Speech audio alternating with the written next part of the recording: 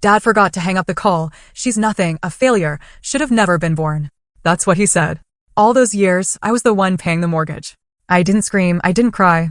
A week later, I sold my $830,000 luxury home and moved to another state, leaving them with nothing. Dad was stunned when the new owners moved in. Can you imagine the searing pain of hearing your own father, the man who shaped your world, whisper words that tear your very existence to shreds? She's nothing, he said. A failure. Should have never been born. He thought no one was listening, but I was. And in that moment, my entire life shattered. For years, I'd been their quiet benefactor, paying every cent on our $830,000 home where they lived, rent-free. I'd poured my life into them, sacrificing everything. But in that moment, there were no screams, no tears. Just a cold, steel-hard decision. Exactly 1 week later, I sold that luxury house and moved to another state. I left them to face the stark consequences of their words alone. My name is Audrey Foster. At 31, I'd built what most people would call a wildly successful life. My alarm would jolt me awake at 5 a.m. every morning, pulling me out of bed for an intense hour-long workout in the home gym I'd set up in the basement of my beautiful house in the Chicago suburbs. Protein smoothie, quick shower, and I was out the door by 7:15, battling the downtown traffic to get to my office at Hartman Financial Advisors. To my colleagues, I was the poster child for hard work paying off. After nailing my MBA at Northwestern, I'd landed a financial analyst position and climbed the ranks fast. 3 promotions in 5 years? Yeah, I was on the fast track, and my boss, Victoria Hayes, had even taken me under her wing as a mentor. Audrey, you're going places in this company, she'd tell me during our monthly check-ins. Your attention to detail and dedication to clients? Exactly what we value here. But what they didn't see, what they couldn't possibly know, was the silent burden waiting for me back home. 3 years prior, I'd finally bought my dream house, a gorgeous 4-bedroom colonial in an upscale neighborhood, valued at $830,000. I'd pictured living there alone, maybe eventually with a partner. Instead, within 2 months of moving in, my parents, Raymond and Margaret Foster, had moved in with me. See, my dad's construction business had just gone bankrupt. Again. It's just temporary, sweetheart, Mom had promised. Just until we get back on our feet. 3 years later, they were still there. And I was still paying for everything. The mortgage, utilities, groceries, their cell phone bills, even their car insurance. They contributed nothing. Not a single dollar. Dad spent his days applying for jobs he never seemed to get, while Mom volunteered at church and went to lunch with her friends every Wednesday. And then there was my sister, Heather. Every Wednesday evening, she'd bring her 3 kids over for family dinner. She married her high school sweetheart, Keith, had her first child at 21, and dropped out of community college. But you know what? My parents would just beam with pride whenever she walked through the door. There's our girl, Dad would say, wrapping her in a hug, barely even looking at me. After those dinners, I'd drag myself to my home office to catch up on work, exhaustion settling deep into my bones. The sheer weight of supporting everyone was crushing, honestly. But I'd convinced myself it was my duty. I was the successful one, after all. This was what a good daughter did. My best friend, Zoe Curtis, she never understood. Audrey, they're taking advantage of you, she'd tell me during our rare lunch dates. They're adults. They should be supporting themselves, not living off their daughter. They're my parents, I'd always reply, that familiar defense coming out automatically. Dad's still looking for work, and Mom never had a career. What am I supposed to do? Throw them out on the street? Zoe would just shake her head, knowing there was no point arguing. She'd known me since college. She'd watched me achieve every single goal I'd ever set for myself, only to watch me hand over all the rewards to my family. That Wednesday morning, I had this massive presentation. A potential new client, a retirement fund worth millions. Victoria, my boss, had entrusted me with a lead, a clear sign she was grooming me for that next level. Land this account, she'd told me, and we'll be talking about that senior analyst position. As I straightened my blazer, giving myself one last check before heading out, I spotted my dad in the kitchen, sipping coffee, scrolling on his phone. Big day today, Dad, I said, trying to inject some genuine enthusiasm into my voice. Wish me luck. He barely even looked up. Sure, honey. Good luck. The familiar sting of disappointment was there, but I pushed it down. Today wasn't about that.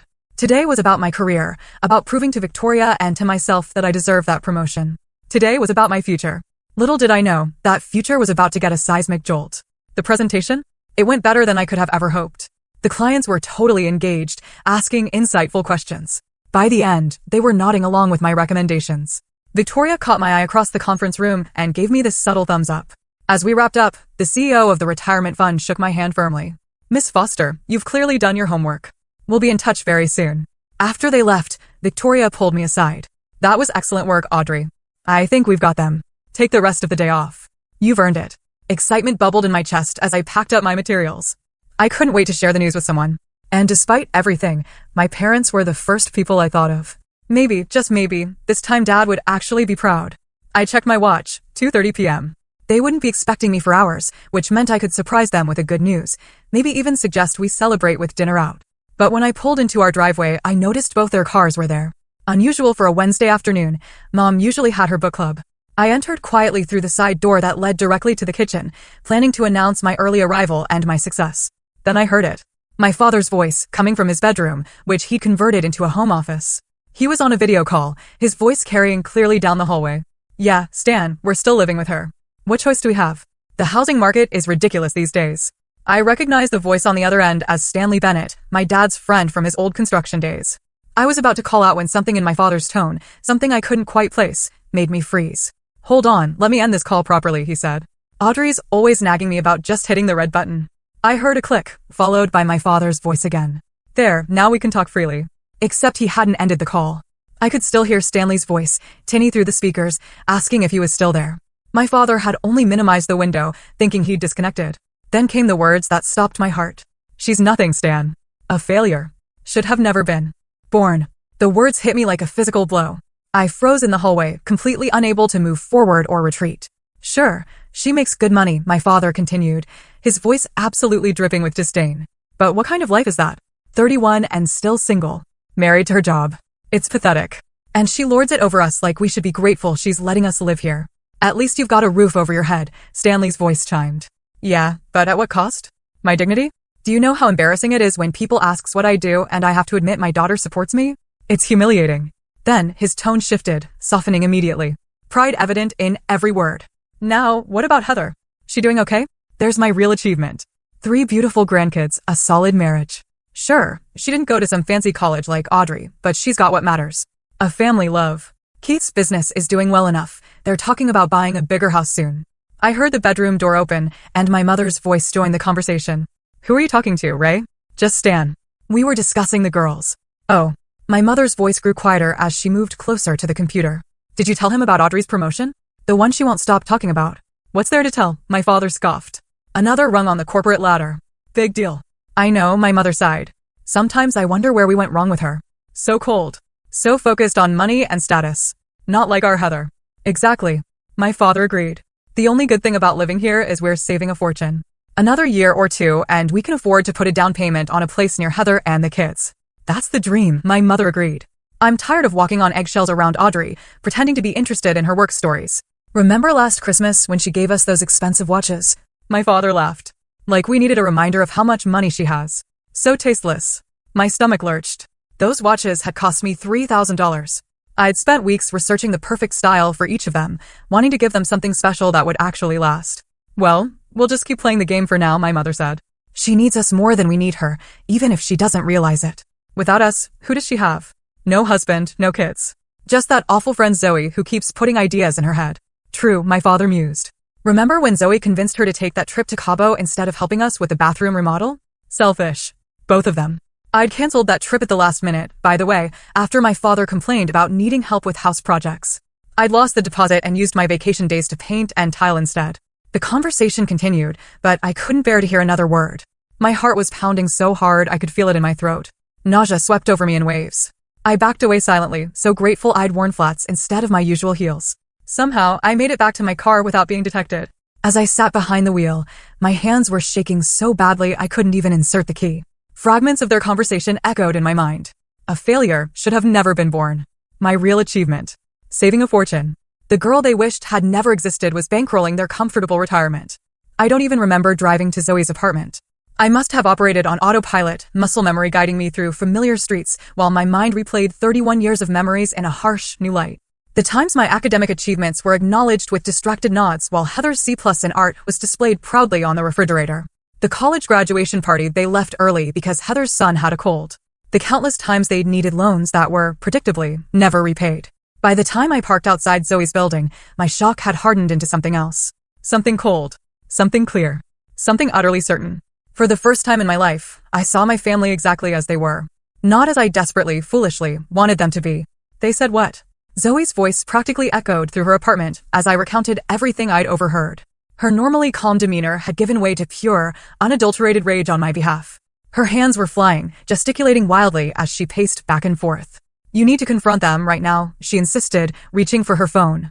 "I'll drive you back there myself." I just shook my head, curling deeper into the corner of her couch. "I can't go back there tonight. I can't even look at them, knowing what they really think of me." Zoe sat beside me, taking my trembling hands in hers. "Then stay here as long as you need."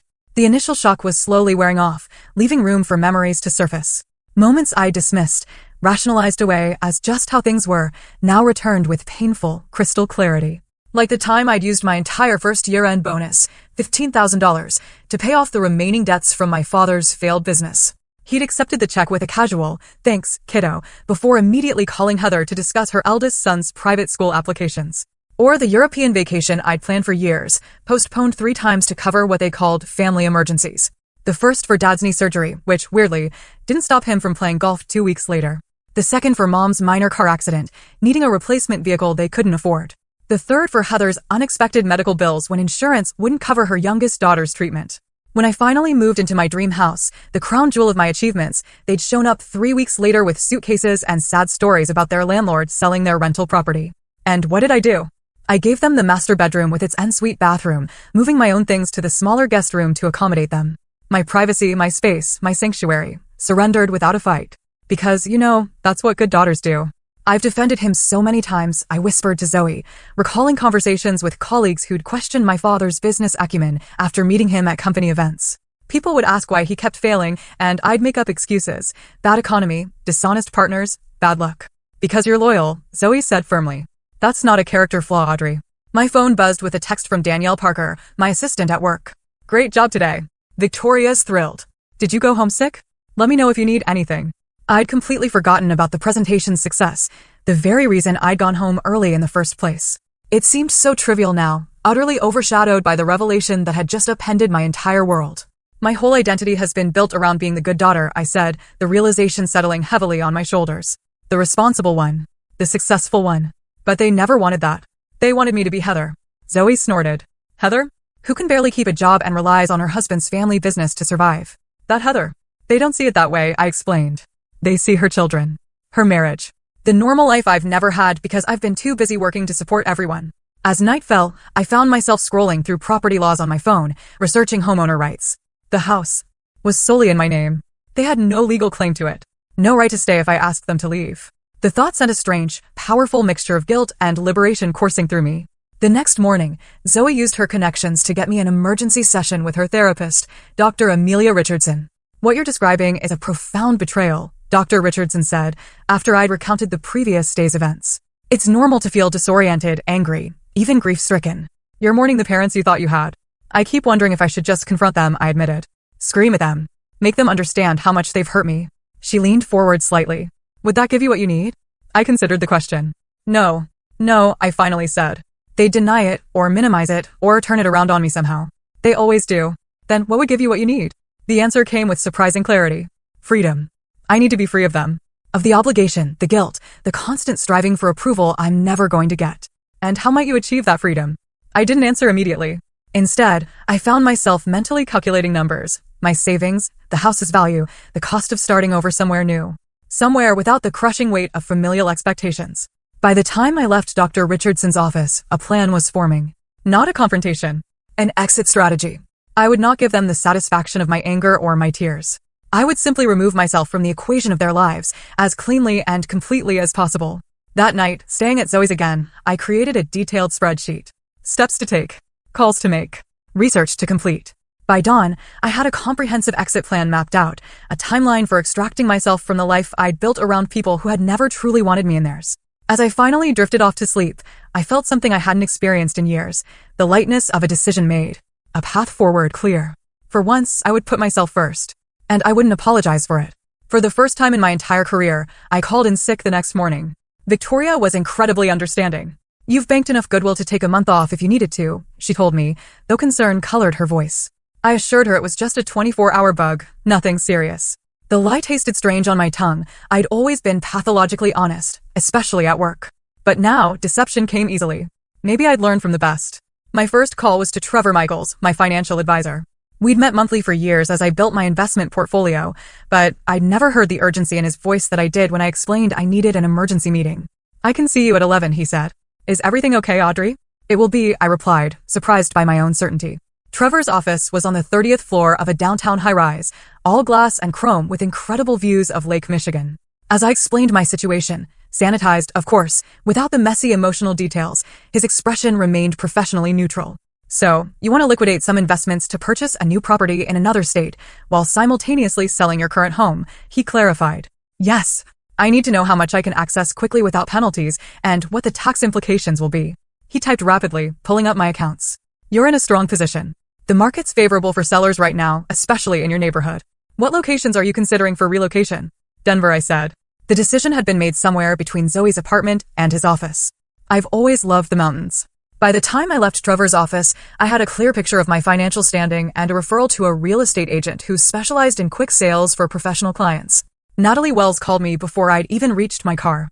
"I understand you're looking for a discreet, expedited sale," she said. "No preamble necessary. I can be at your property this afternoon to assess."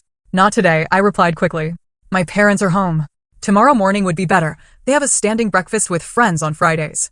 "Parents living with you?" she asked, her tone shifting slightly. "Are they co-owners?" "No," I said. "The property is solely in my name." "Good. That simplifies things considerably." My next call was to a real estate agent in Denver, recommended by Natalie. Melissa Johnson specialized in relocating professionals and totally understood my need for discretion and speed. "I can start sending you virtual tours today," she assured me. "Based on your budget and preferences, I already have several properties in mind." The lawyer came next. Patricia Alvarez, a referral from a colleague who'd gone through a complicated divorce. She confirmed what I already suspected. As the sole owner, I had every right to sell my property, regardless of who was living there. "You'll need to follow proper eviction procedures if they refuse to leave voluntarily," she cautioned, but given the circumstances, I doubt it will come to that. By mid-afternoon, the framework of my new life was taking shape. I drove back to my house, timing my arrival for when I knew my mother would be at her weekly hair appointment. My father was likely in the basement, where he'd set up a makeshift workshop for projects he never completed. I slipped into my bedroom and began methodically sorting through my personal items. Important documents went into a secure portfolio: birth certificate, passport, insurance policies, property deeds. Jewelry and small valuables were next, packed into a carry-on suitcase I could easily transport to Zoe's. In the back of my closet, I found a box of childhood mementos I'd kept through multiple moves: diaries with little locks, school awards, photographs. I opened one diary from when I was 12. The handwriting, large and looping. "Dad forgot my science fair today. Mom said he was too busy with work, but I saw him watching TV when I got home. Heather got a new bike for getting a B in math. I got all A's again, but no one noticed." Page after page documented small betrayals, moments of blatant favoritism so normal to my childhood self that I'd recorded them matter-of-factly, without complaint.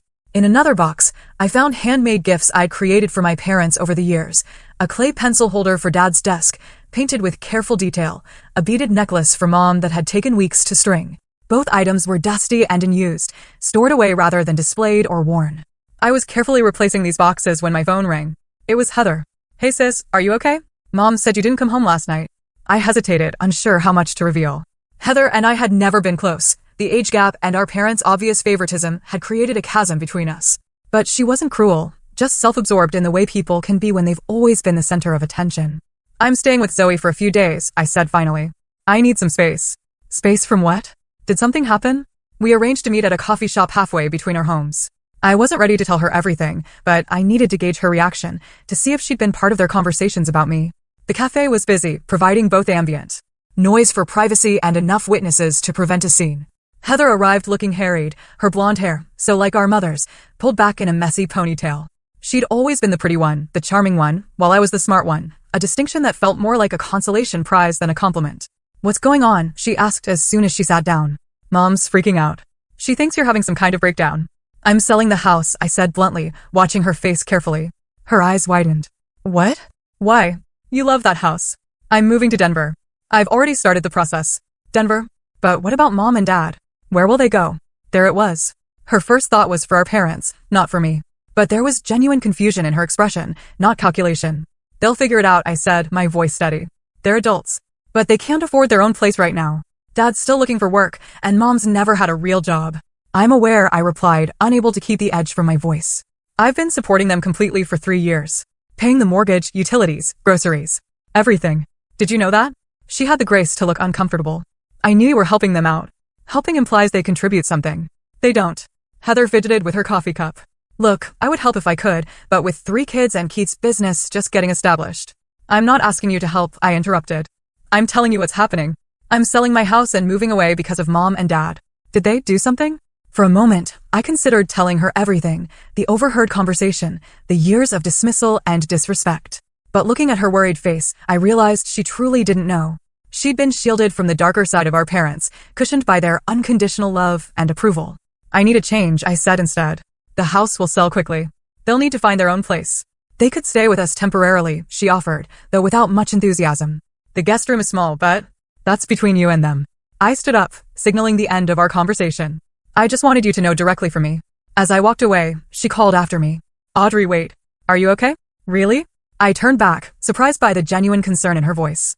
For a brief moment, I saw past the golden child persona to the sister who had once, long ago, defended me against our father's criticism when I'd broken his favorite coffee mug. I answered honestly. That afternoon, I had a video interview with Westbrook Financial in Denver, leveraging connections from a conference I'd attended last year. The hiring manager, Benjamin Clark, remembered me well. We'd be lucky to have someone with your expertise, Audrey. The team lead position just opened up last month. Perfect timing. Perfect timing indeed, as if the universe was finally aligning to help me break free. My final call of the day was to Victoria. I owed her the courtesy of transparency, at least professionally. Denver, she repeated after I'd explained my situation. That's unexpected. We have a satellite office there, you know. Not as prestigious as Chicago, but growing. Would you consider a transfer instead of resignation? The offer took me by surprise. You'd help me transfer? Audrey, you're one of our top performers. I'd rather keep you in the Hartman family, even if it's from a distance. Think about it. Let me know by Monday. As I ended the call, I realized I'd accomplished more in one day toward my own happiness than I had in years of striving to please my parents. The irony wasn't lost on me. It took discovering their true feelings to finally prioritize my own. That evening, I returned home for dinner, watching my parents through new eyes as they discussed their day, complained about neighbors, asked perfunctory questions about my illness. I answered pleasantly, passed the potatoes, and excused myself early, claiming fatigue. In my room, I continued preparations, transferring documents to a secure cloud storage, researching moving companies, creating new bank accounts my parents couldn't access. With each step, the fog of obligation and guilt that had clouded my judgment for so long began to lift. In its place was something unfamiliar but welcome: determination, uncomplicated by the need for approval. 1 week later, my house was officially on the market. Natalie had worked miracles, arranging for professional staging and photography while my parents were out. The listing went live on Thursday evening, described as a luxury family home in prestigious neighborhood, priced to sell quickly. We'll hold an open house this Sunday, Natalie informed me. Based on comparable properties and current market conditions, I expect multiple offers by Monday morning. I nodded, scrolling through the listing photos on my laptop. The house looked beautiful, spacious and bright, totally devoid of the tension that had filled it in recent months. I'll make sure my parents are out during the open house, I told her. About that, Natalie hesitated. Have you told them yet? They'll find out soon enough. And soon enough came that very evening. I arrived home from work to find my father standing in the driveway, arms crossed, face thunderous. Beside him, my mother wrung her hands, her expression oscillating between hurt and anger. What the hell is this? Dad demanded, pointing to the for sale sign Natalie had installed that afternoon.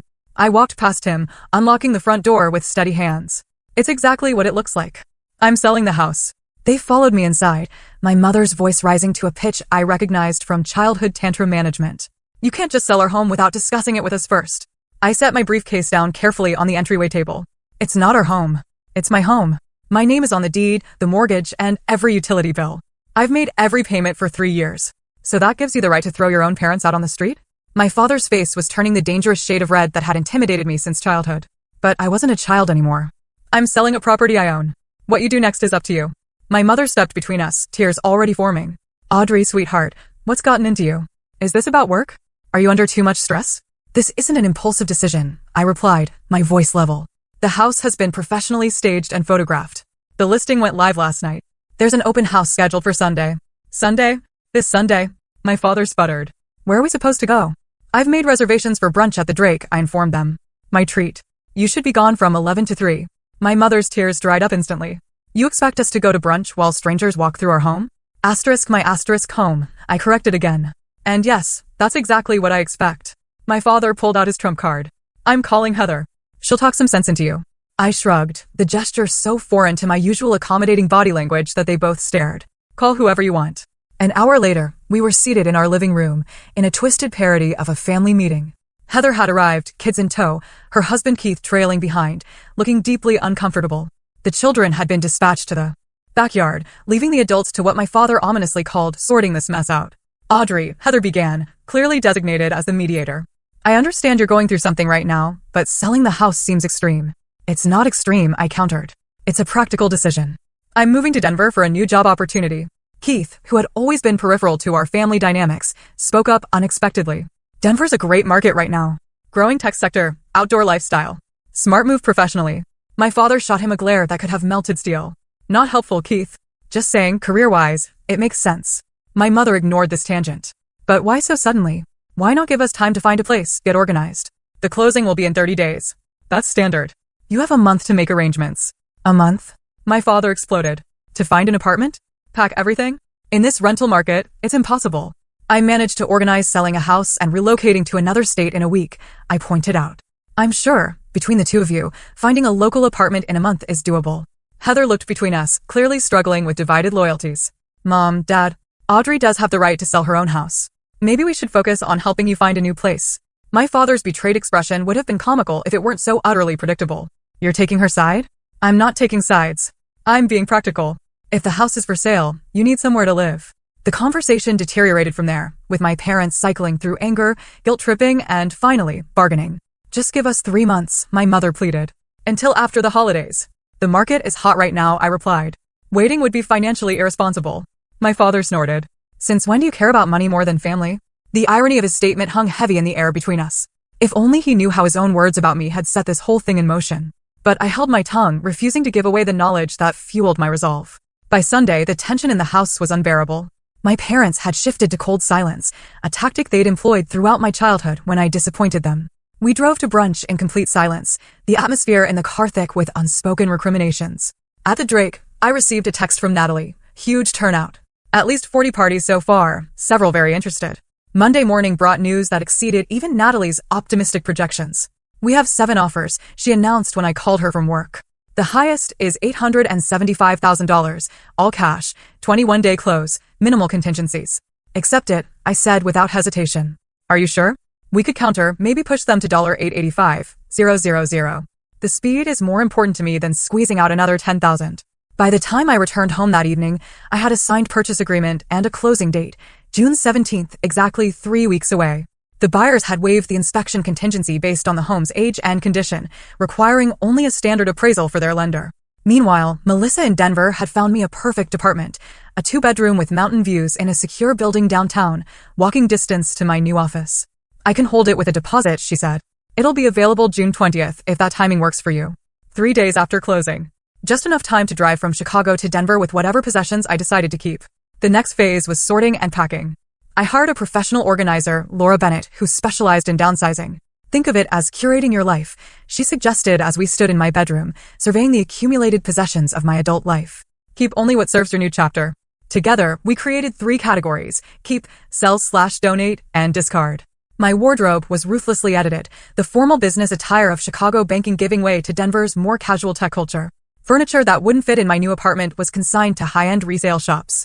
Books were boxed for donation to the local library, save for a carefully selected collection I couldn't bear to part with. My colleague Danielle volunteered to help one weekend, arriving with coffee and an efficient attitude that matched my own. Victoria is in denial, she confided as we wrapped framed photographs in bubble wrap. She keeps telling everyone you'll change your mind before the transfer paperwork goes through. Not a chance, I replied, carefully packing away a photo of my college graduation, the only one where both my parents appeared genuinely proud of me. Had that been real, or just for the camera? As we worked, memories surfaced of my ex-boyfriend Connor, who'd never understood my family dynamics.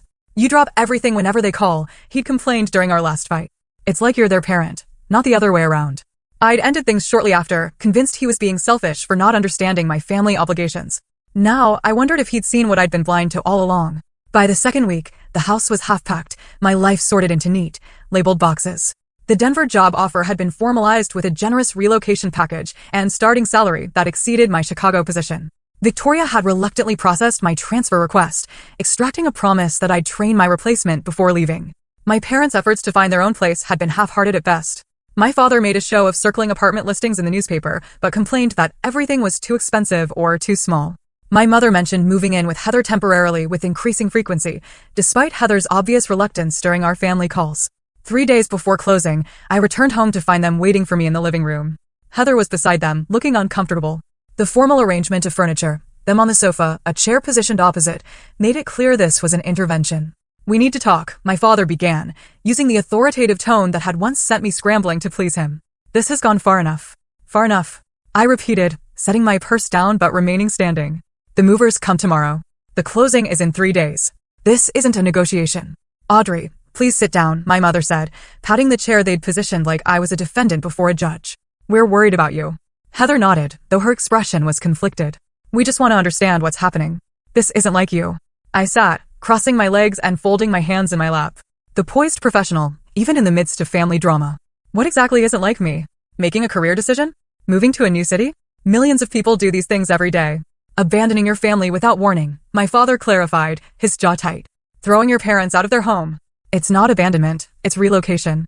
And it's not their home, it's mine. Heather winced at my tone, but I continued. "I've given you 3 weeks' notice, which is more than fair." "Fair?" My mother's voice rose, tears already gathering. She'd always been able to cry on command, a skill I'd both envied and resented. "After everything we've done for you." The question hung in the air, so absurd I almost laughed. Everything they'd done for me? What exactly did they think that entailed? "Mom," Heather interjected gently, "maybe we should focus on solutions. Audrey has made her decision about the house." My father wasn't ready to concede. No daughter who respected her parents would do this. "It's selfish and ungrateful. I expected better from you, Audrey. You've always been a disappointment, but this takes it to a new level." There it was. A disappointment. The same word he'd used with Stanley, not knowing I could hear. The final thread of my restraint snapped. "A disappointment?" I repeated, my voice deadly calm. "Like when you told Stanley I was nothing. A failure? Should have never been born?" The color drained from my father's face. Beside him, my mother went completely still. "That's right," I continued, my eyes locked on his. 3 weeks ago, you forgot to hang up your call properly. I heard everything. Every word. About how pathetic I am.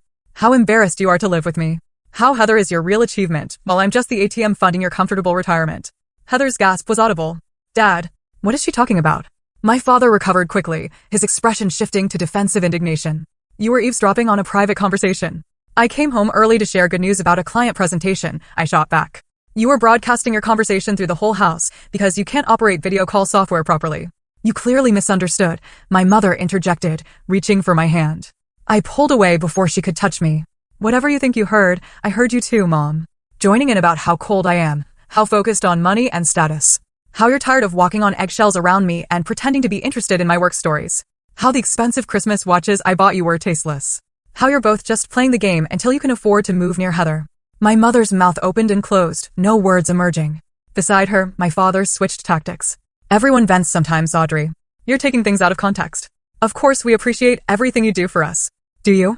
I reached into my bag and pulled out a folder I'd prepared for this moment, though I hadn't been sure it would come. "Let me show you what everything looks like." I opened the folder and removed a spreadsheet, sliding it across the coffee table toward them. "This is a complete accounting of what I've spent supporting you both for the past 3 years. Mortgage payments, $14,400, $14,200, and $36. Groceries and household expenses, $28,500. Car insurance, cell phone bills, medical expenses not covered by Medicare, $22,375. Home repairs and improvements, $31,900. I turned to a second page. Plus the loans that were never repaid, Dad's new truck after the bankruptcy, $42,000. Mom's cosmetic dental work, $8,400. The Florida vacation last winter, $6,700. Heather's children's private school application fees that you insisted on covering, $3,600. Heather's head snapped up. "What?" "They told me you offered to pay those." "I did," I confirmed, after they pressured me. "Just like I've been secretly funding your children's college accounts for the past 5 years. $500 a month, automatically transferred. That's $30,000 they haven't bothered to tell you about." The look of shock on her face confirmed what I'd suspected. Our parents had taken credit for my financial contributions to her children's future, just as they'd taken credit for my success when it suited them. "You've been supporting us, yes," my father acknowledged grudgingly. "But that's what family does. We raised you. Put you through college. My scholarships and student loans put me through college," I corrected. "Which I paid off myself." As for raising me, let's talk about that. I turned to Heather. Did you know Dad missed my high school graduation because Kelsey had a dance recital the same day? Heather frowned. That's not how they explained it to me. They said you told them not to come because you were embarrassed about Dad's bankruptcy. Of course that's what they told you. I shook my head. Years of collected slights and dismissals suddenly crystallized into a clear pattern. They've been playing us against each other our whole lives, making you the golden child and me the responsible one, ensuring we never compared notes. My mother stood abruptly. This is ridiculous. We've always loved both our daughters equally. Really? I shot back. Then why did you tell Stanley that Heather is Dad's real achievement, while I'm just a pathetic workaholic? Why did you spend more on Heather's prom dress than you did on my entire college dorm setup? Why have you attended every single one of her children's birthday parties, but forgot mine for 3 years running? The silence that followed was deafening. My father stared at the financial spreadsheet, seemingly unable to dispute the concrete evidence of my support. My mother had given up on tears and was now looking at me with something close to hatred. Her mask of maternal concern completely dropped. I don't expect answers, I continued, gathering the papers and returning them to my bag. I don't even want them anymore. What I want is for you to understand exactly why I'm leaving. It's not about the money. It's about the decades of emotional manipulation and favoritism. It's about discovering that the people I've sacrificed everything for see me as nothing but a convenient resource. I turned to Heather, whose expression had shifted from confusion to dawning comprehension. I don't blame you. You didn't create the dynamic. They did. But I'm done with it. What about us? My father finally asked, gesturing between himself and my mother. Where are we supposed to go in 3 days? That's not my problem anymore. I've accepted a position with Westbrook Financial in Denver. I'm leaving the day after closing. You can't just abandon us, my mother insisted, panic replacing anger. We're your parents. Being a parent is more than biology, I countered. It's support, encouragement, and love. Things I've given you far more of than I've ever received. I stood up, signaling the end of the conversation. You can stay until closing day. After that, you're on your own. Heather rose as well, her expression troubled. Mom, Dad, maybe you could stay with us for a little while until you find a place? The speed with which they pivoted to their backup plan was almost impressive. My mother's tears returned on cue as she embraced Heather. Oh, sweetheart, we wouldn't want to impose. It's fine, Heather said, though her tone suggested it was anything but. The guest room is small, but it's just temporary. I caught her eye over our mother's shoulder, and for the first time in our adult lives, I felt a moment of true connection with my sister. A shared recognition of the manipulation we'd both been subject to in different ways. She gave me a small sad nod. As they discussed logistics, I quietly left the room. There was nothing more to say. The truth had been laid bare. The decision made. In 3 days, I would close this brutal chapter of my life and begin writing a new one, entirely on my own terms, free from the crushing weight of unrequited family obligation. Closing day arrived with a sense of finality that was both terrifying and utterly liberating. I met Natalie at the title company's office, signing document after document, initialing pages until my hand cramped. When the final paper was processed, she handed me a cashier's check for $823,450, the sale price minus the remaining mortgage balance and closing costs. Congratulations, she said, shaking my hand. Most of my clients are sad on closing day, but you look relieved. I am, I admitted. It's a fresh start. My parents had moved out the previous day, reluctantly relocating to Heather's guest room, just until we find the perfect place, as they'd put it. They'd taken far more than their personal belongings. Kitchen appliances I'd purchased, the new living room furniture, even bathroom fixtures that should have stayed with the house. I just let it go. The material things seemed insignificant compared to the emotional baggage I was finally leaving behind. After the closing, I returned to the empty house for one final walkthrough. Each room held memories. Some good, many tainted now by the knowledge of my parents' true feelings. The kitchen where I'd prepared countless family meals. The dining room where I'd endured subtle criticisms disguised as concern. The home office where I'd overheard the conversation that changed everything. I was standing in my old bedroom when Heather arrived, alone. I thought you might be here, she said, hovering in the doorway. The kids are with Keith's mom. I wanted to help with any last-minute things. I'm all packed, I replied, gesturing to the bare room. The movers took everything yesterday. She nodded, stepping further inside. I'm sorry, Audrey. About all of it. Her voice was soft. I had no idea they felt that way about you. I know, I assured her. It's not your fault. But I benefited from it, she acknowledged, surprising me with her insight. My whole life, I got the praise, the attention, the support. I never questioned why. Because it was normal to you. Why would you question it? We stood in silence for a moment, the weight of shared history heavy between us. Are we going to stay in touch? She finally asked after I move. I'd like to, I said honestly. You and the kids. We can video chat. Figure out a new relationship without them in the middle. She smiled tentatively. I'd like that too. Together, we walked through the house one last time, locking doors and closing blinds. At the front entrance, I handed her the spare key I'd been keeping for the buyers. "Take care of yourself in Denver," she said, embracing me awkwardly. We'd never been physically affectionate siblings. "Take care of yourself with them," I replied. "Don't let them do to you what they did to me." Zoe was waiting in her car when I emerged, ready for our 2-day road trip to Denver. We'd planned it as an adventure, a cleansing journey from my old life to the new. "Ready?" she asked as I slid into the passenger seat. "More than you know." As Chicago receded in the rearview mirror, the tension I'd carried for years began to dissolve. We crossed state lines, singing along to playlists, stopping at quirky roadside attractions, talking about everything and nothing. With each mile, each smile, I felt lighter. More myself.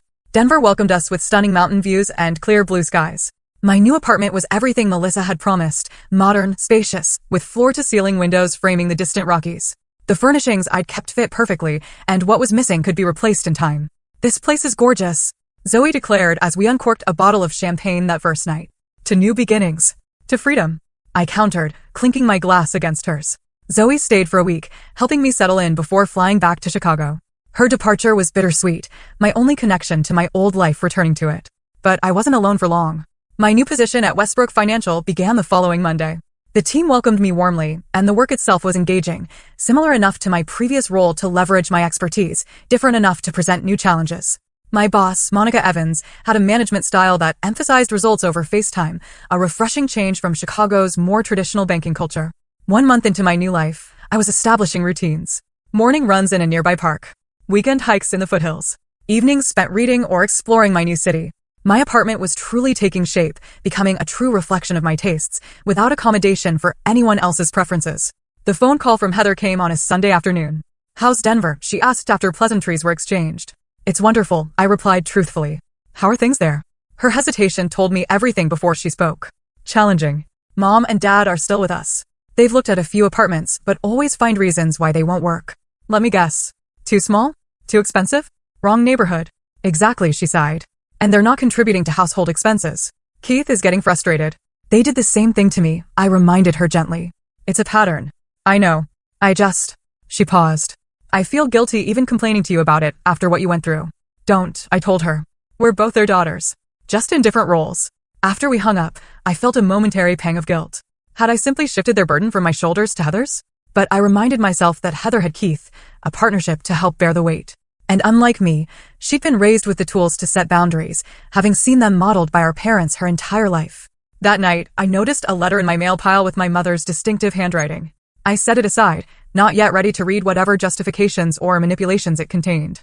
Instead, I went out onto my balcony, watching the sunset paint the mountains in shades of pink and gold.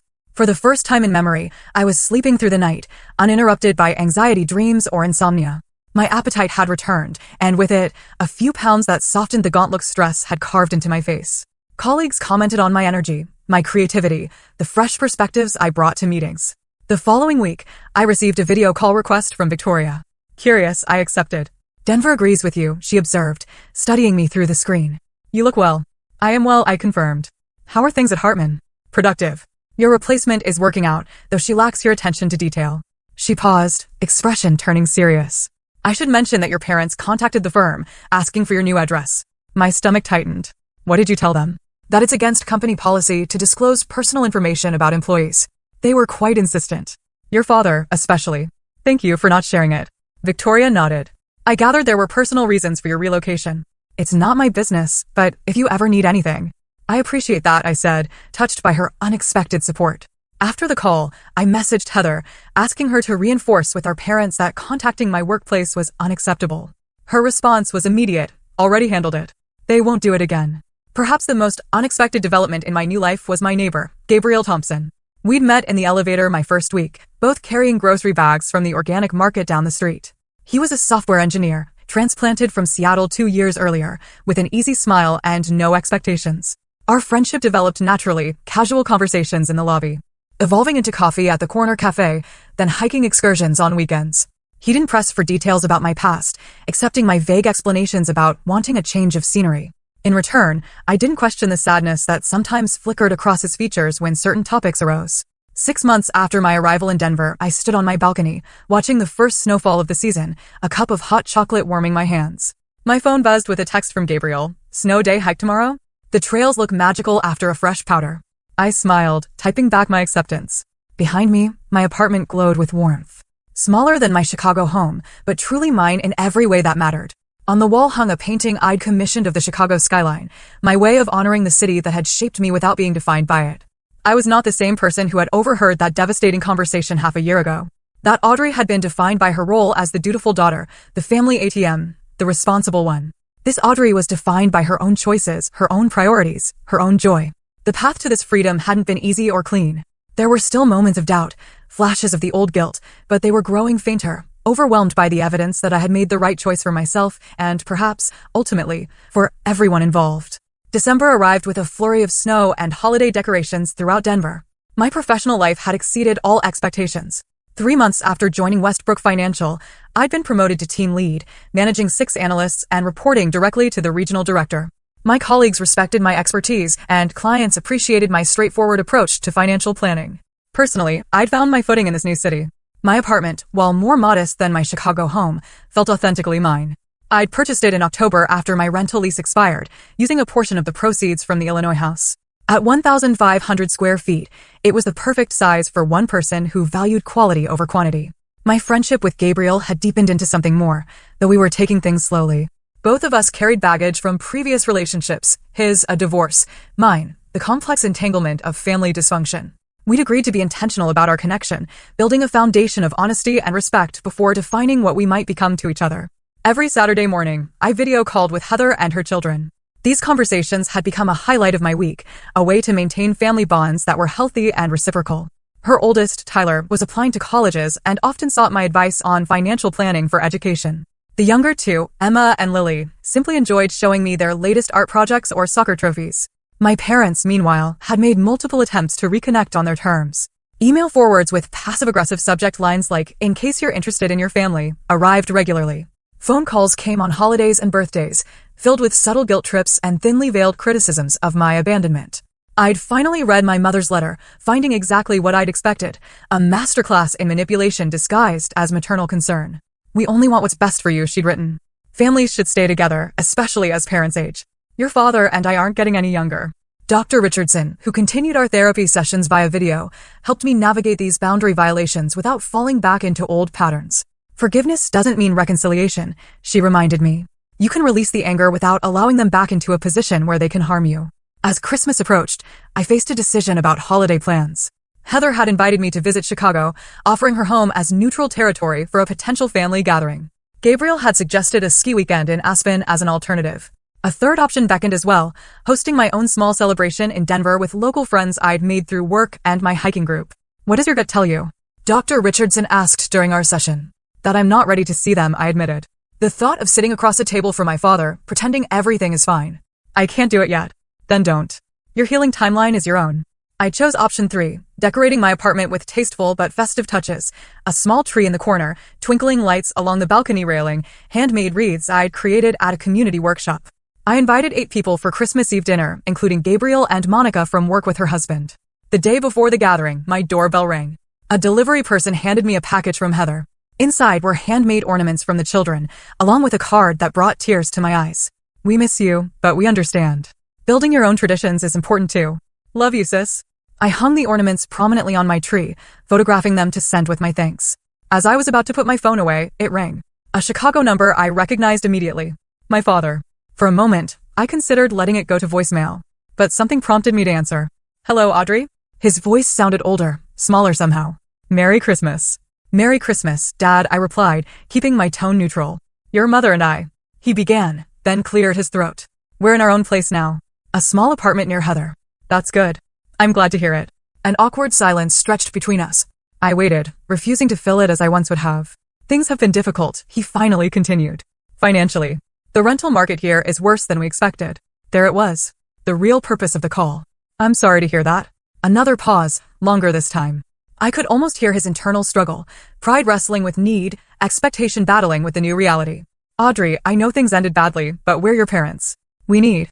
"Dad," I interrupted gently but firmly. "I'm not in a position to provide financial support anymore. My life has changed. My expenses and priorities are different now." "But family helps family," he insisted, the familiar guilt tactic emerging. "Yes, they do," I said. "And that help can take many forms. I'm happy to stay in touch. to rebuild a relationship based on mutual respect. But my financial support is no longer an option. The silence that followed told me everything about his true priorities. When he spoke again, his voice was tight with suppressed anger. I see. Well, Merry Christmas then. Merry Christmas, Dad, I repeated, ending the call before he could continue. I stood on my balcony afterward, watching snowfall gently on the city below. 6 months ago, that conversation would have left me devastated, racked with guilt and self-doubt. Now, I felt only a calm certainty that I had made the right decision, not just for my financial well-being, but for my emotional health. Christmas Eve arrived with perfect Rocky Mountain clarity. Brilliant blue skies contrasting with snow-covered peaks in the distance. My apartment filled with delicious aromas as I prepared dinner, something I'd once done out of obligation, but now enjoyed as a creative expression. Gabriel arrived early to help, moving around my kitchen with comfortable familiarity.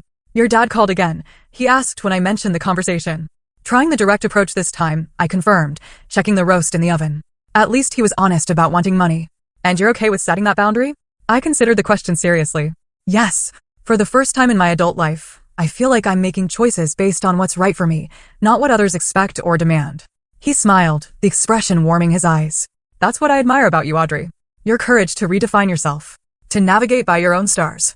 As my guests arrived, bringing wine and desserts and holiday cheer, I realized I'd created something precious here, a chosen family, built on genuine connection rather than obligation. We laughed and shared stories, exchanged small gifts, celebrated the season with joy, uncomplicated by past grievances or hidden agendas. After everyone had gone home, Gabriel lingered, helping me clean up despite my protests that it could wait until morning. I have something for you, he said, pulling a small, wrapped package from his jacket pocket. Not exactly a Christmas gift. More of a new tradition gift. Inside was a beautiful compass, its brass case engraved with mountains and stars. For someone who found her true north, he explained. Who had the courage to navigate by her own stars. My phone rang before I could respond, my parents, calling for their annual Christmas check-in. In previous years, I would have immediately answered, abandoning whatever I was doing to fulfill my filial duty. This time, I looked at Gabriel, at the compass in my hand, at the home I created for myself. I'll call them back tomorrow, I decided, silencing the ringer. Tonight is for new beginnings. As I stood on my balcony later that night, Gabriel's arm around my shoulders, watching the city lights twinkle beneath a canopy of stars, I felt a profound sense of peace settle over me. The journey from Chicago to Denver had been far more than geographical. It had been a reclamation of self, a declaration of worth, a lesson in the difference between obligation and love. I had sold a house worth $830,000, but what I gained in return was priceless. The knowledge that I deserved better, the strength to create boundaries, and the freedom to build a life that honored my own heart. So, what would you have done in my situation? Would you have confronted your parents immediately, or taken a similar approach to mine? I'd love to hear your thoughts in the comments below. If you've ever had to set difficult boundaries with family, share your experience. Your story might help someone else who's struggling with similar issues. Thank you so much for spending this time with me today. If you found value in my story, please hit that like button and subscribe to the channel for more real-life experiences and lessons learned. Share this video with someone who might need to hear that it's okay to prioritize their own well-being. Until next time, remember that true family is defined by love and respect, not just by blood. Take care of yourselves.